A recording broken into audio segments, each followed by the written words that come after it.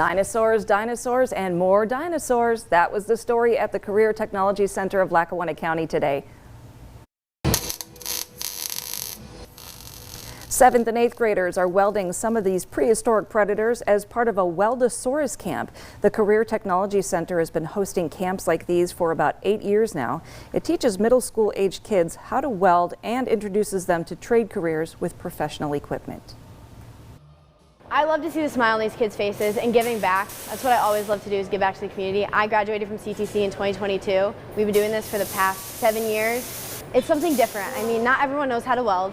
It's just a smile on their face, get to do something new. They come out with a dinosaur. When you take their picture, they're super happy at the end of the day when they get to weld it. Hey, they look great. There's a welding class for adults scheduled for the first week of August, but these programs are so popular that the class was full at the end of the first day for signups. The class now has a waiting list for people to get in.